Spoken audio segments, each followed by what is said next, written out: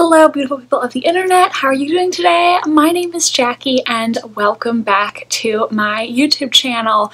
First thing I want to say is thank you to all the new subscribers that we have here. I posted 2 weeks ago my first ever Scrabble TBR game and I had so much fun making it, so I'm so excited that so many people enjoyed it and have now subscribed to the channel. I will definitely be making more of those videos in the future because everybody seemed to like it and I just had a blast making it. So super exciting to have lots of new people here.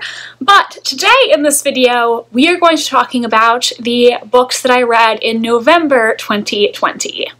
In the month of November, I read 5 books, 4 physical and 1 ebook.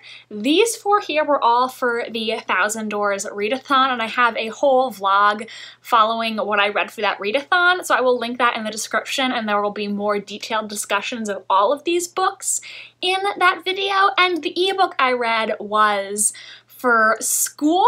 I read a total of 2,030 pages and my average star rating was 3.9 out of 5. So let's get right into the video. Technically, this first book I read was both for the readathon and for school. The prompt was That's History, and so I decided for this one I would read a classic novel that I really needed to read because I'm writing my senior research paper on Jane Eyre, and this book, Wuthering Heights by Emily Bronte. I have had this copy since middle school. I bought it when I was in 7th grade-ish, and I tried to read it at the time, but I think I was just too young for it and I didn't really understand the framing device. So finally, after all of these years, I finally forced myself to read this because I've been wanting to read it for so long. And that's part of the reason why I decided to do a paper on the Bronte sisters, because then I would have no excuse but to read it. Overall, I am glad that I read this, though I only gave it 3 stars. Some people will describe Wuthering Heights as a romance. It's really not romantic. The 2 main characters are both incredibly unlikable, and their relationship is not the healthiest in the world. Wuthering Heights follows our main characters, Kathy and Heathcliff, and they've known each other since they were children, and they fall passionately in love, but they can't be together because Heathcliff comes from an impoverished background. He was brought to Kathy's family home of Wuthering Heights as a child, and the 2 of them cannot be together because of societal and familial pressures. A lot of people say this book is a great romance. However, I found both of the main characters incredibly irritating.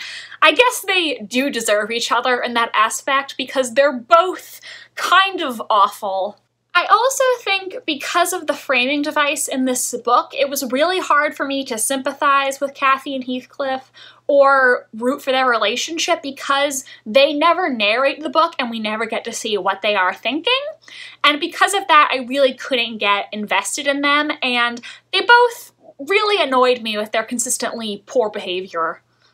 I did, though, really enjoy the writing in this. This is the only novel that Emily Bronte ever wrote before her untimely death, and the sheer passion and force in some of the lines is so good. So I really did enjoy the writing style of this, and it's a shame that Emily Bronte didn't get to write more books.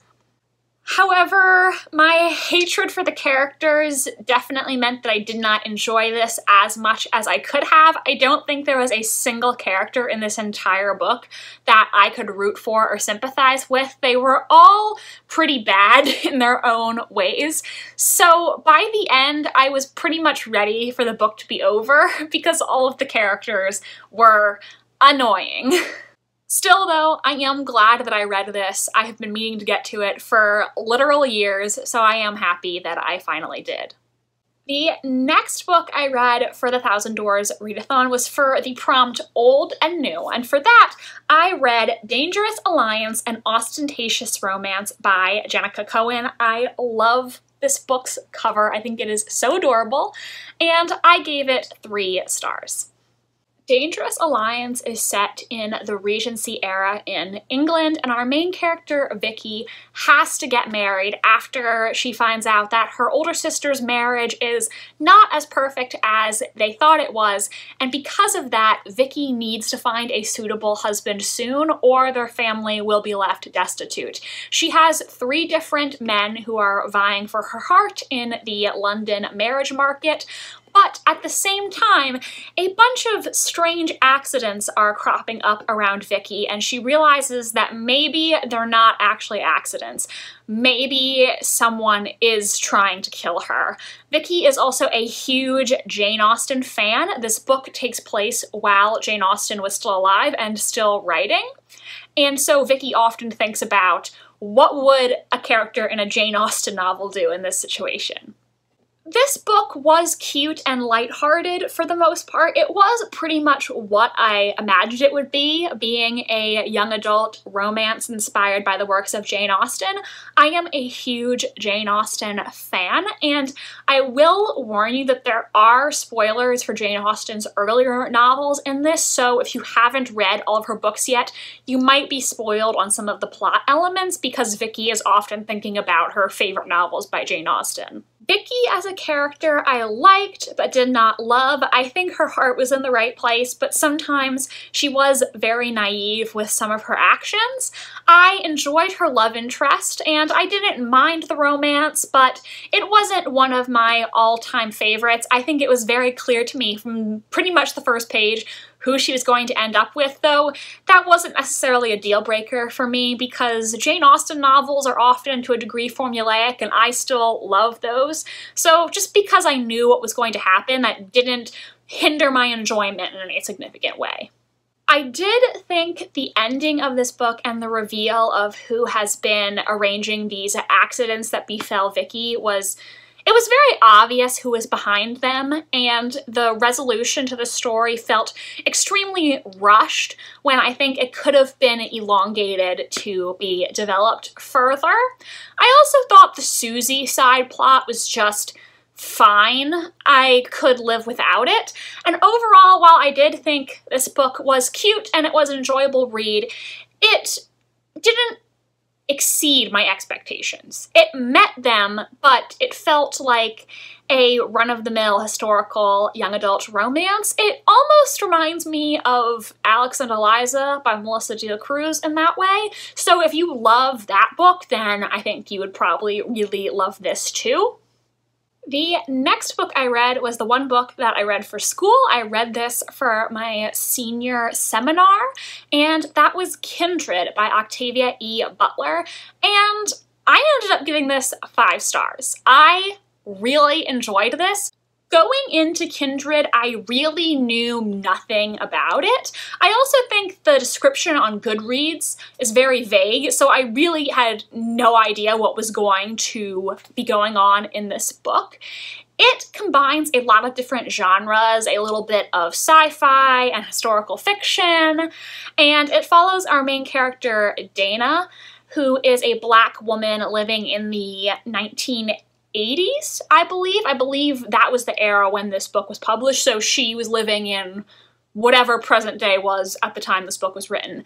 And Dana suddenly finds herself being transported back in time because she has to save the life of a young white boy living in the South during the era of slavery, because if he dies, then Dana herself will never be born because she is descended from this white boy. And so she has this internal struggle because her very existence is depending on her saving Rufus, but Rufus is also living and actively participating in this racist society. His father is a plantation owner who owns slaves, and so she really faces this moral dilemma, and she consistently finds her life on the line as she is continually thrown back in time to save Rufus throughout his life. Like I said, I knew next to nothing about this book going in, and I didn't know what to expect. But from quite literally the very first page, I was engrossed. This book has one of the best opening lines I've ever seen. "I lost an arm on my last trip home." As soon as I read the first sentence, I was in. I wanted to keep reading this book.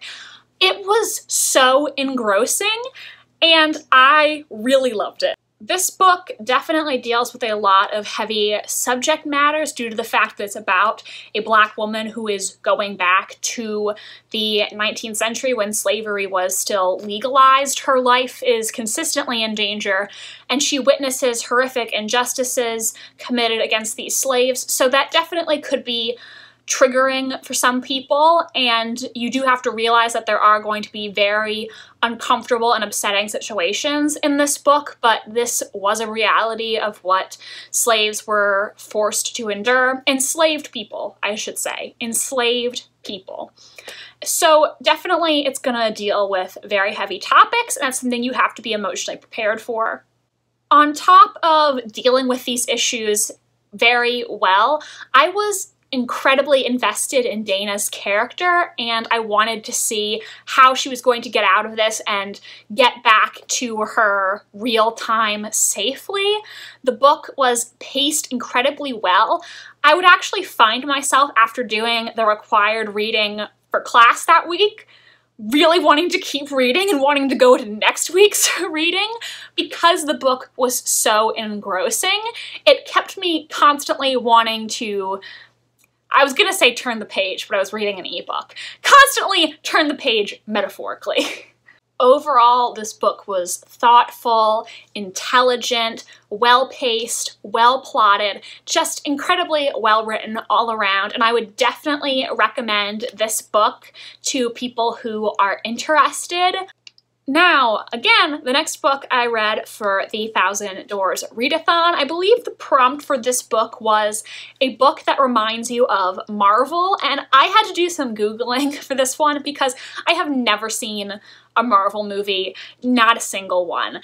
But I found an article about books like Marvel movies, and this book was already on my TBR and I wanted to read it, so I decided this was the one that I was going to go with. And that was The Guinevere Deception by Kiersten White, the first book in the Camelot Rising trilogy, and I gave this 4 stars. This is the first in a trilogy, like I said, and it follows Guinevere as she comes to Camelot to marry Arthur. The thing is, though, she's not the real Guinevere. The real Guinevere died, and she is posing as Guinevere because Merlin is sending her to Camelot to protect Arthur. This Guinevere has magic, but magic has been outlawed in Camelot, and so she has to keep her powers under wraps and find out how she can keep Arthur safe from those who would want to do him harm. After reading The Guinevere Deception, I definitely want to pick up the sequel. I really enjoyed this. I previously read The Dark Descent of Elizabeth Frankenstein by Kiersten White, and I loved that, so I was really excited to read this book, and it definitely met my expectations. I enjoyed Guinevere as a character. I liked how she was very powerful with her magic, but she also felt real and she still had flaws and weaknesses. There were several potential romances for Guinevere being set up in this book, and yes, I know she's not really Guinevere, but she's always referred to as Guinevere in this book, and we don't know what her actual name is, so I'm gonna keep calling her Guinevere. But there were so many romances that are being set up in this, and I don't know which one to root for because I kind of like all of them in different aspects. I thought the ending was really good and it made me excited to read the sequel. I also loved what was done with Lancelot's character in this book, so excited to see where that plot thread goes as well. And I love how this book looks without the dust jacket. Super cool sword. I dig it. Overall, solid first book in the series, and I am excited to continue. I'm anxious to see how some plot elements will go in the sequel, and I believe the sequel is already out, so maybe I will pick that up soon and continue on with the Camelot Rising trilogy. And finally, the final book I read for the Thousand Doors Readathon, and the final book I read this month, was a book that I have been meaning to get to for a really long time and was one of my 5-star predictions. That was The Secret History by Donna Tartt. In my reading vlog, I believe I said that I was going to give this book 4 stars, but I was torn. After I filmed that, I was wondering if maybe I should have given it 5, and so I ultimately settled on 4.5 stars. Overall, I really enjoyed this book, though there were some parts that I thought were a little slow. The Secret History follows a group of classics students at a liberal arts college in New England, and they end up committing a murder.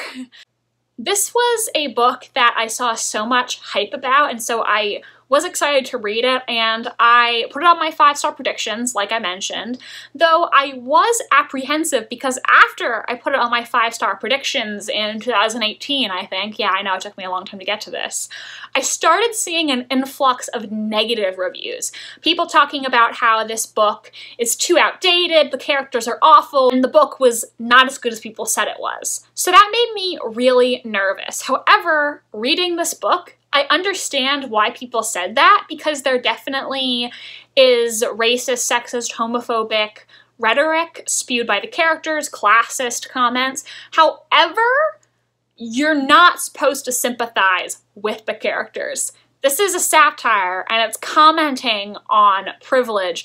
That's why the characters say these awful things, because they're unlikable, privileged people. Now, you might be thinking, Jackie, you gave this book 4.5 stars, but one of your main complaints about Wuthering Heights was that the main characters were awful people, yet you're saying the main characters in this book were awful people, and you still loved the book. I'm glad you asked. To me, the core difference is I enjoy books or shows or movies about unlikable characters if the creator intentionally made them unlikable. With Wuthering Heights, I'm not sure that was the case, and they were unlikable in a way that was irritating, whereas with this book, the characters were intentionally privileged and unlikable because that was Donna Tartt making a statement about people like this. It was a conscious, intentional choice that she made to make a statement about society, and because of that, I loved it. Overall, I think this was a really intelligent book, and I appreciated what Donna Tartt was trying to say. I do think there was a bit of a stretch of the book that I thought was a little slow. This book is almost 600 pages, so it is very long. However, the ending I think was great, and that made up for it. Overall, I really, really enjoyed this. I don't know if I will love it in the same way that other people love it. I know some people absolutely adore this book and are obsessed with it. I don't know if I would take it to that level, but it really was well done. So these are the books that I read in November, these 4 plus Kindred. Overall, a good reading month. I was supposed to get to one more book for the readathon. That didn't end up happening, but I didn't want to force it. I didn't want to rush through The Secret History just to try to fit in another book that I really wasn't in the mood to read. So all in all, I'm pretty happy with how this month turned out. Let me know in the comments if you read any of the books that I did this month, and if so, what did you think of them? Please give this video a big thumbs up if you enjoyed, and subscribe to my channel if you want to see more from me.